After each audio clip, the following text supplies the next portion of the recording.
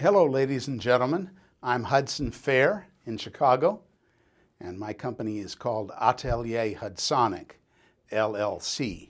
We are in the classical music recording business. You can read my bio and all that information. Look on LinkedIn, look on my SoundCloud page. My name is spelled Fair, F-A-I-R. Ladies and gentlemen, this is the most fantastic package that I've ever worked with. I made my reputation in the early 80s with a Nagra 4S machine. And my focus, as I mentioned, was always on sound quality. And by that I mean natural sound, sound that one can capture the softest to the loudest sound easily, without the conversion making the sound harsh, and something that is non-digital sounding. Now we're in the studio, and I've set up a German miking technique for piano. And really, this would include about 8 microphones for a large hall like Carnegie Hall. And I want to tell you about this mic technique, which was shown to me by Thea van Geest. It starts with 2 spaced cardioid mics on the piano, down low, pointing at the wood of the piano, not over the lip, but below the lip of the piano. And it concludes close up with a U89, Neumann U89 on the butt end of the piano, looking up the bass harp towards the player. And what this does is aiming at the wood on the piano gives you a mellower sound. It also it avoids any kind of brightness. Pianos, especially those made to be played in a large 3,000 or 4,000 seat hall, are voiced very brightly, and you want to pick them up in a beautiful tone, but you don't need all the brightness that's the way the piano is set up so that it projects into the hall. You need a more satisfying listening position. So I would start with these 3 mics. I would then hang a high mic, perhaps 10 to 15 feet this way of the piano, and another one the same way, 10 to 15 feet on that end of the piano.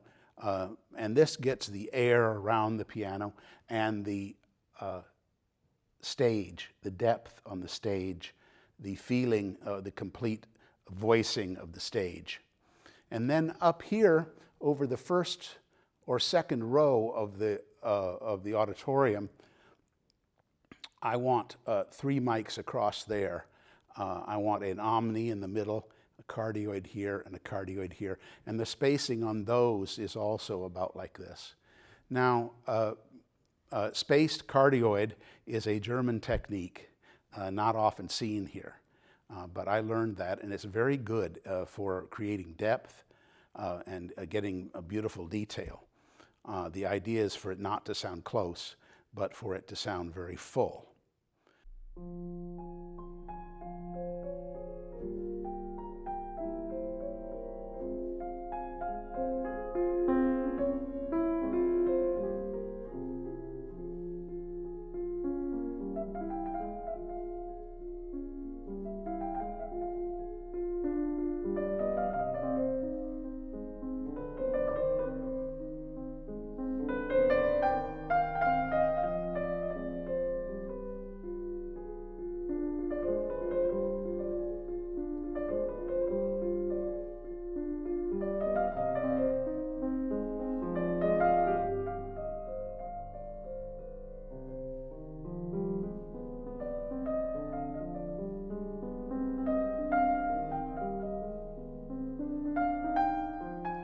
Now we're here with a violin and piano setup shown to me by the world-famous engineer Tony Faulkner.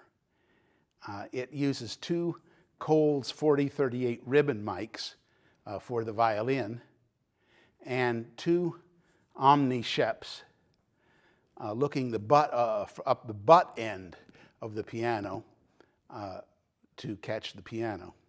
This is this here on the end here is a classic Decca Records technique. You always want to have your right hand of your piano on the left loudspeaker, and you always want your bass on the right loudspeaker. This setup preserves it, and it doesn't, instead of miking here in front of the piano, which may be too concentrated, it gives a beautiful balanced sound, somewhat counterintuitive. This is a magical setup here because the figure of 8 has a null here. There's no sound on the side of these microphones, so the piano is almost entirely cut out. And the violin player is heard beautifully with a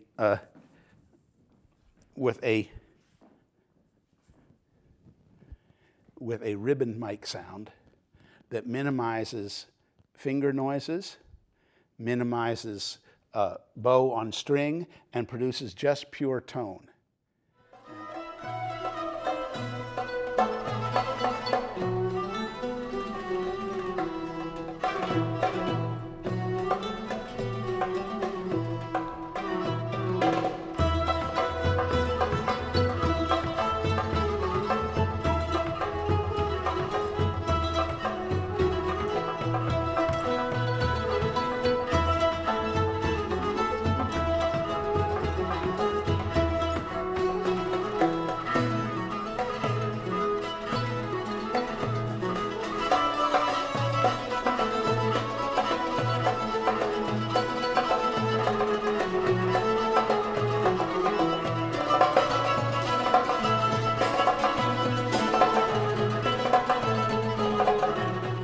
Philadelphia International Records.